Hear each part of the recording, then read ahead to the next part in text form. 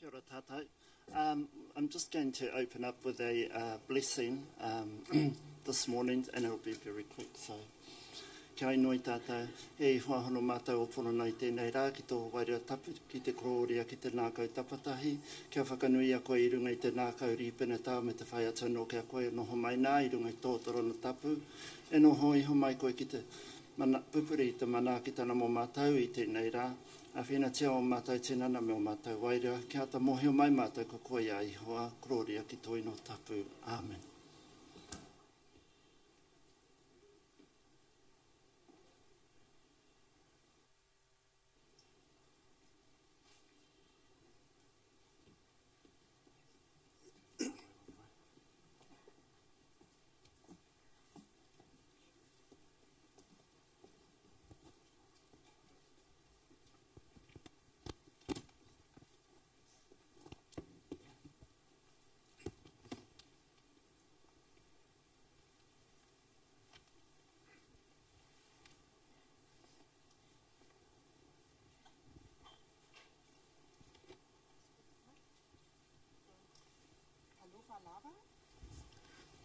Talofa Lava, welcome, guten Morgen zum Pacific Storytelling in many forms.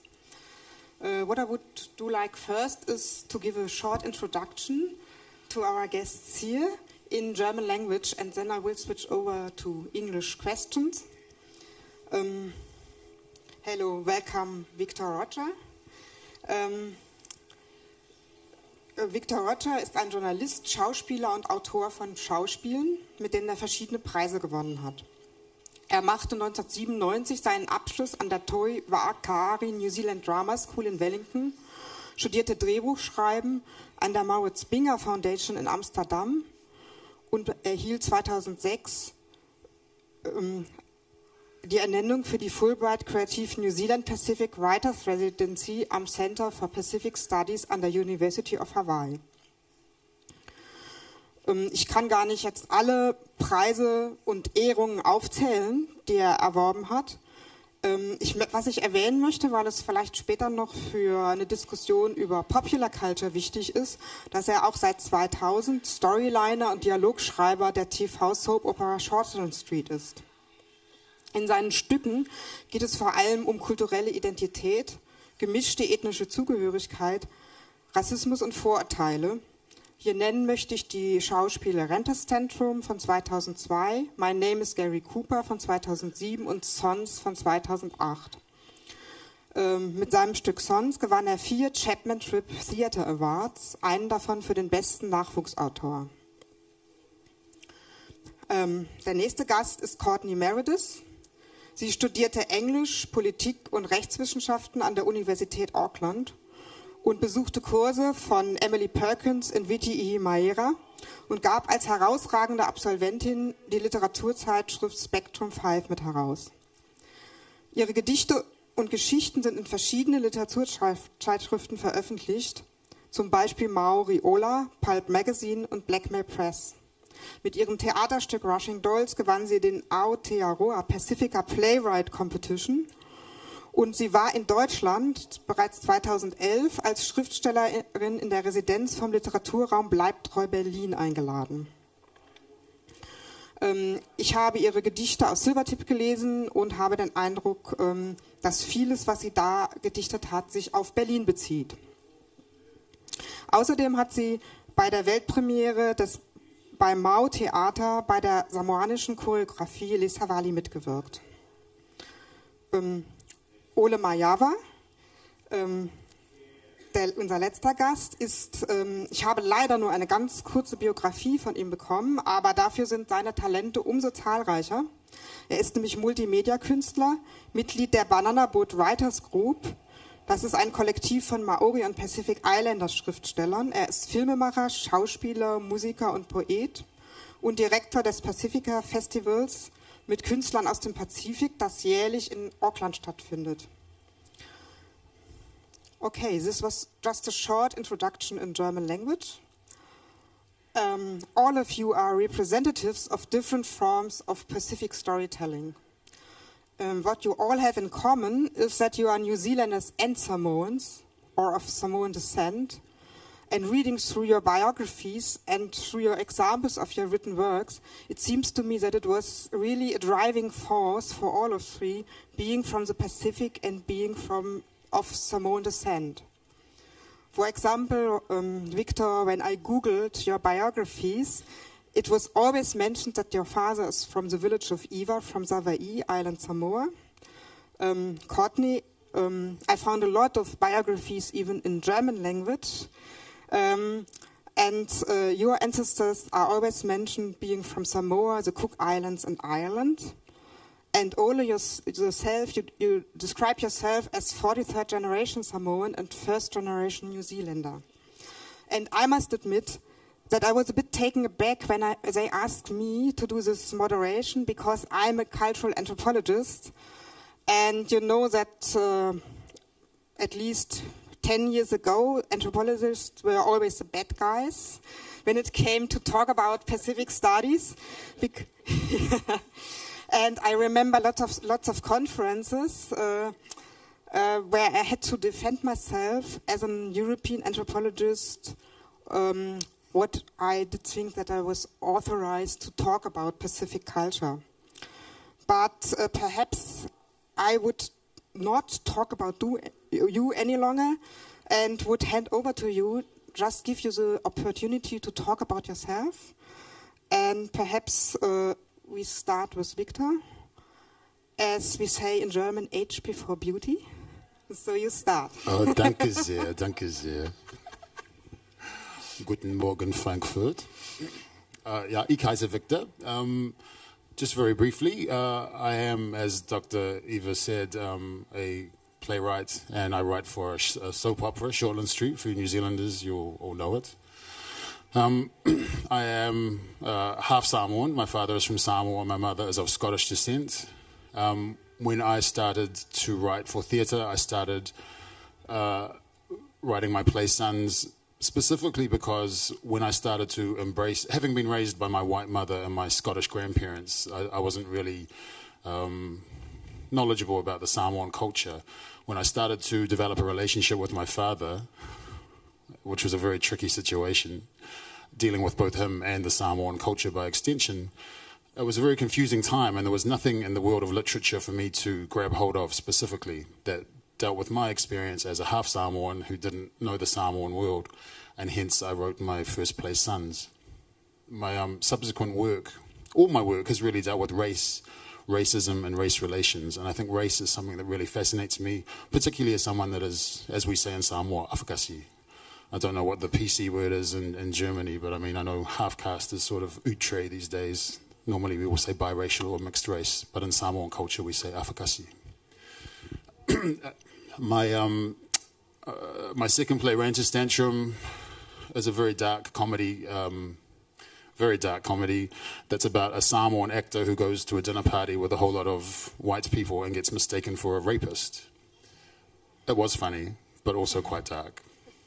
And my fourth play, My Name is Gary Cooper, which is probably the work that I'm most proudest of so far. And for those of you, there'll be a generation of you that probably don't know who Gary Cooper was. He was a taller version of George Clooney back in the day. Won about two acting Oscars and one honorary Oscar. He came to Samoa in the 1950s and shot a film called Return to Paradise. And years ago, I was at a barbecue and someone told me that there's a documentary with all these Samoan men going, "Hello, my name is Gary Cooper." And I thought, oh, that's very interesting. And shortly thereafter, I saw the film Return to Paradise, which Gary Cooper shot in Samoa. This film, like a lot of films, like a lot of literature, dealing with the South Pacific, dealt with a white character coming into the brown world and stirring things up. For me as a Samoan, I thought, well, what if a brown character comes into the white world and starts stirring things up? And that is and My Name is Gary Cooper is the result of that. And a lot of my work is about bringing brown characters to the foreground, because a lot of stuff that I've seen, more so in the past, certainly had our characters as what I would call blackground. You know, running around in lava-lavas, what I used to call ooga booga rolls. So a lot of my work is a response to Ogobogo film and literature. That's probably enough from me. Yes. And Courtney, perhaps it's your turn now. I sit in a weatherboard city, a basilica of wondrous beauty. Roads have grown from the chests of soldiers, arching to southern lovers, and the seabed has no memory of Calvary.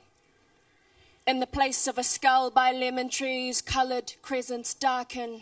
I take the bones I used to be and I wash them in the Waikato. My grandmother sewed denim. My second father drove a truck. And from the Mount of Olives come promises. They are like gold flakes in a stream. They are like electric fences of the mind, keeping the cows brown. The land is full of boyish bones. Some taught to see higher than the gods of Apia Mihi. Be careful with your misery. Stars hang above Jerusalem like colored glass. On the high plain of Peru, a woman looks like you. Venancia with brothers in the dust. Your body is the light above the dusk. Oh, your body is the light. Malo lava. My name's Courtney Meredith. Thank you for having me.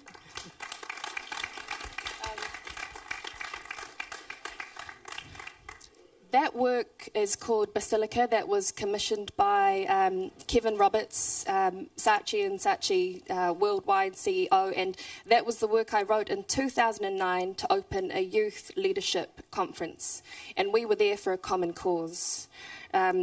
We were all there. There were all blacks, there were businessmen, there were young people, there were there was a very diverse kind of group in the ballroom that night, and we all wanted to see young people developed. And that was my chance to write a work to open a portal into a whole new world for young people to be seen, to be heard, to be acknowledged. For me, I've never had a choice with writing. It's always been in me. It was always who I was as a girl. I think I wrote my first poem around 4 or 5. My family would look up and say, "Look at the stars tonight." And I would look up and say, "Wow, suspended balls of fire coming towards us." The way that I saw the world, even then as a girl, for me, poetry, writing, music, discussion, public speaking, it's been a way to scale myself against my environment. It's been a way for me to give voice to my family. Writing about my loved ones, putting them on the page, making what I believe to be eternal. It's a great privilege, it's a great honour, and I take it very, very seriously. I have a degree in English and politics. I co-edited a book of student graduate writing after I had just finished at the University of Auckland. This is my first book of poetry, Brown Girls in Bright Red Lipstick. You can see from that. And my first play is being published next month alongside one of Victor's plays and a couple of other people. I also write music back home. I'm an arts advisor for Auckland Council. I work for young artists. I work for Indigenous people. I work for the community. And I guess for me, my work has just always been about the production of power for my people. I know that I'm the first woman in my line to have these opportunities. It's a brand new day for us, but there's a huge, huge responsibility in what we do. People like Ria and I, we can get up here onto this stage and all of these wonderful people here can see us and can be dazzled or transported to a different world. But what you are seeing is the one face in front of you that represents a line of hundreds of thousands. So I think we take our work very seriously. I know I do. But it's fantastic to be here. And I just want to put it out there that I'm very thankful to the organisers, especially to Tanya for inviting us along. Yes, I think we should talk about taking over control and about power later on, and it's your turn, Ole. Malo lava. Thank you very much. I just want to acknowledge the creative force of the universe. That's in everyone. I just want to acknowledge all those that have gone before, and I just want to acknowledge the tangata whenua that have allowed us to be here today. I am a 43rd generation Samoan. According to my grandfather, 41 generations ago, my relations Tui, Seve Pai and La Whai built the first Alea in Samoa. An Alea is a double-hulled canoe. Seve's sons, Vei Mauli and Vei Malama, then sailed that Va'a all the way to Nu'usila, the land of the bright sun.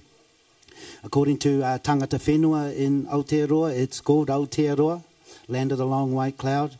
Vei Mauli stayed in Aotearoa while Vei Malama returned back to Samoa.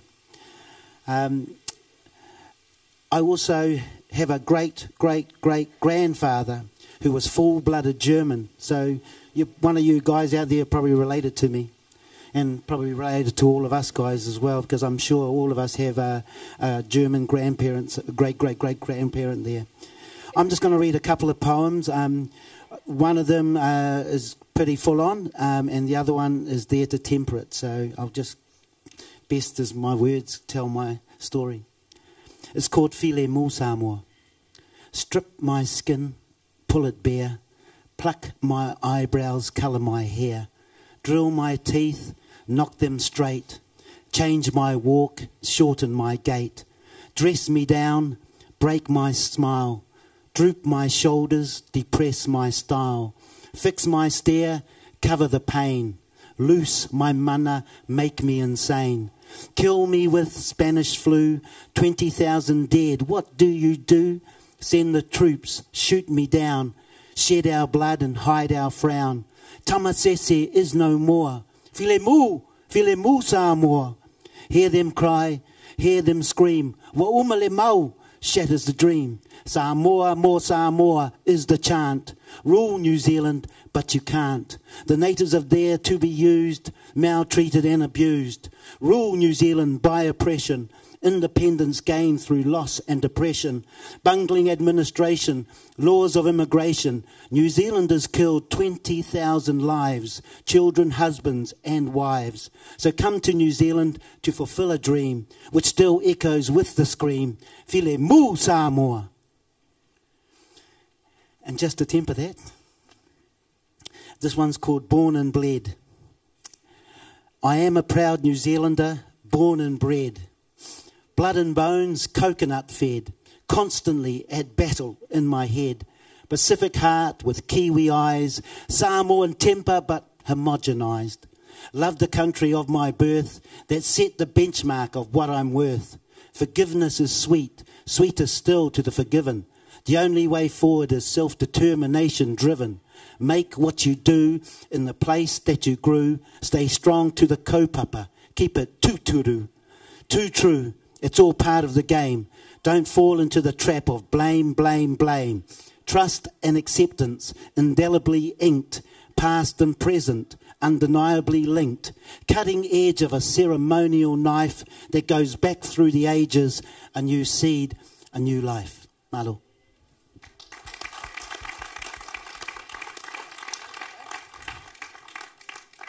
Ole, I would like to ask you, because when I read this File mu Samoa, I had the feeling there's a lot of anger in it.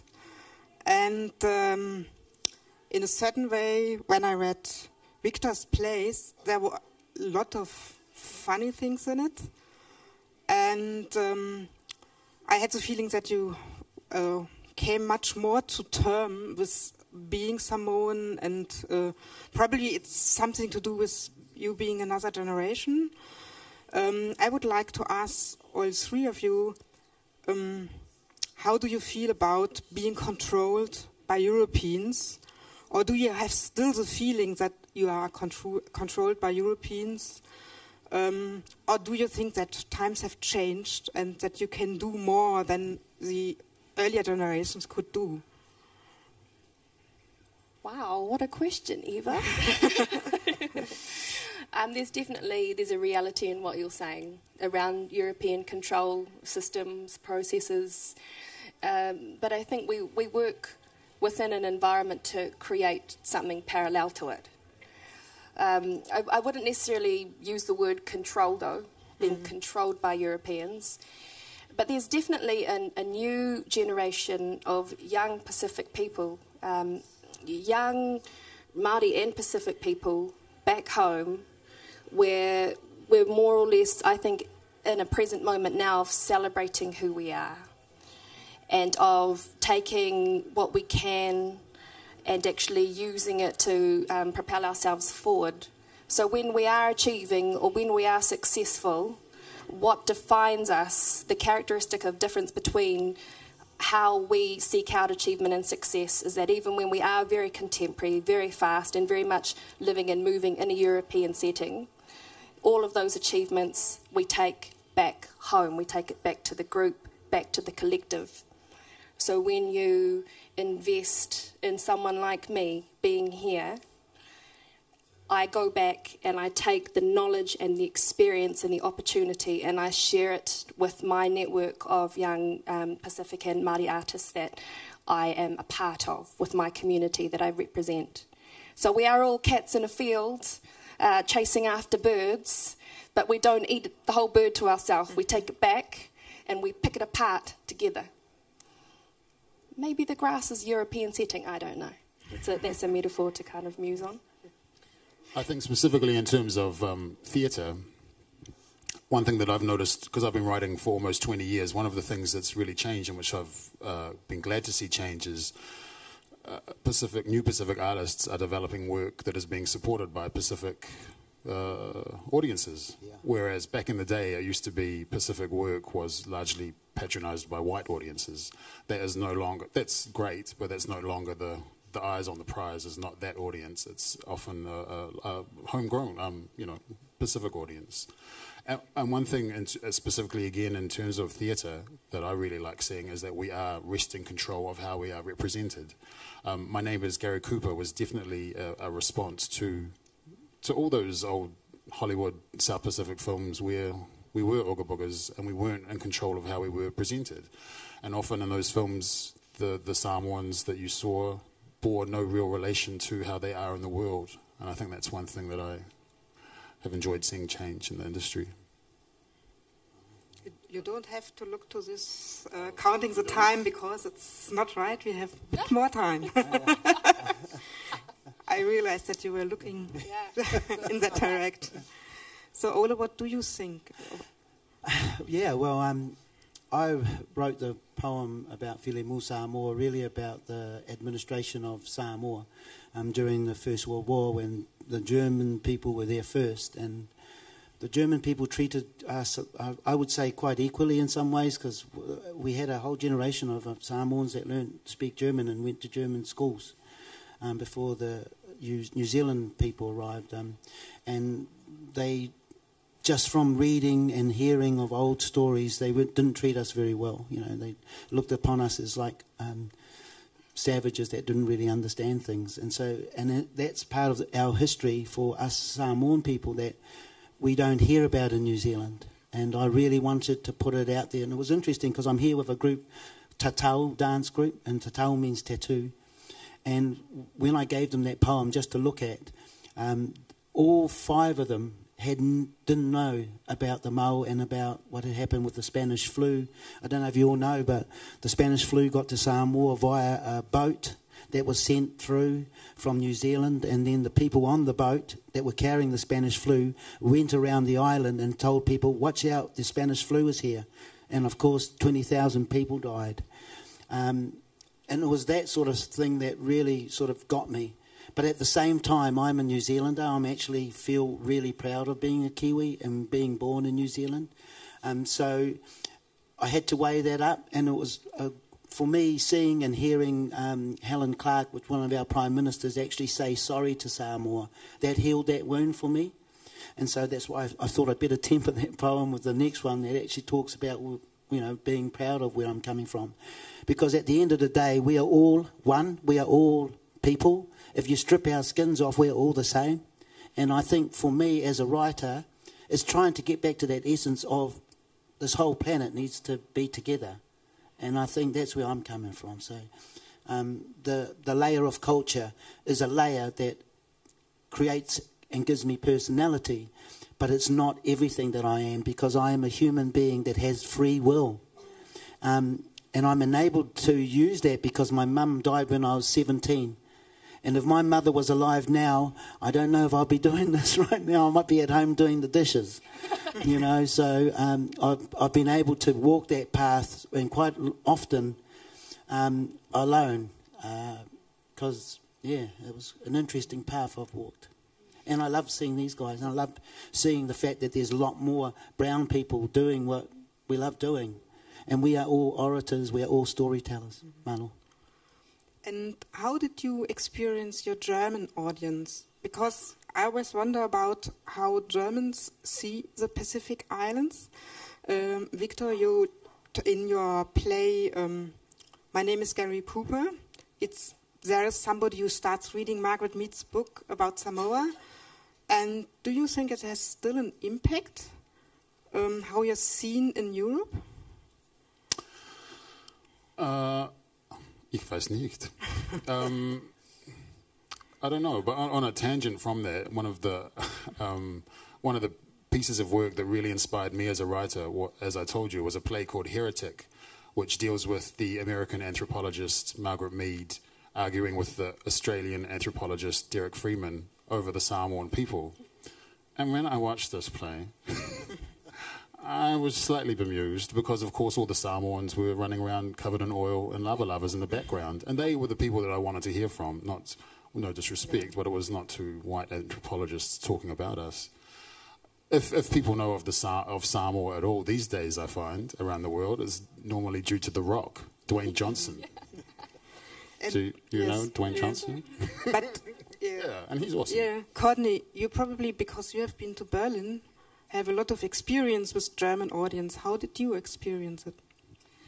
Yes, I had a writer's residency in Berlin last year for 6 weeks, and it was full immersion. You know, I was staying just off the Kudamm, Kurfürstendamm. Yeah, I loved that. It was amazing. I spent too much money on the Kudamm. And it was incredible for me because I was a part of the International Literature Festival Berlin. You know, Lemmy and his dance troupe, with the Mao Company, we had a world premiere of Lesa Valley. And the opening night, the German president came and he did an address. And when he had finished, I rose out of the audience and I addressed him back with a poem that I had written. And there was about, 1,000 people at the Haus de Berliner Festspiel. And the impact of that moment for this young girl from GI, I was, born into a state house. I had the most incredible mother that anyone could ever have, but times were very hard. It was just her and I. She worked very hard to give me every opportunity and to be there and be equalised with this very powerful man. The German people afterwards who had watched the show came up to me and they said, "Who wrote that work? Was it Shakespeare? Who was it? Who has written that work?" And I said, no, I wrote that work. I wrote that work to honour that moment and to give something back. But it was fantastic. I still have so many friends from Berlin and friends here, and some of them have actually come to see me here. So I think young Germany is alive. It's on fire. Young Germans are wild, they're creative, they're artistic, they're entrepreneurial, they're exciting. They want to see new art. They want to innovate. They want to collaborate. This is definitely the place to be for young artists. Mm. That sounds really exciting. It was. And Ole, probably you haven't had too much experience with Germans, but you have been to Europe before. You have been to London. Yes, I actually just yesterday we gave a reading out at a library to a whole group of German students, and also I gave a piece yesterday out on the stage, and different people approached me afterwards. And the thing that a lot of the German people spoke to me about was, one, how do you get your strength?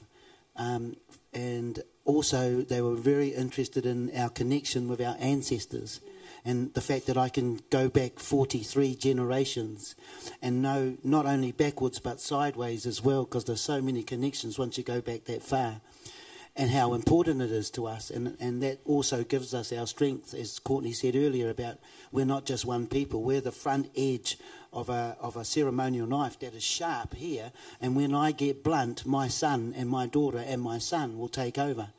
And that's what's so interesting, and that's what came back to me yesterday, was that people were quite interested in the fact that we had something to connect to, and we had stories to talk about, and we do know about the son being caught by the net.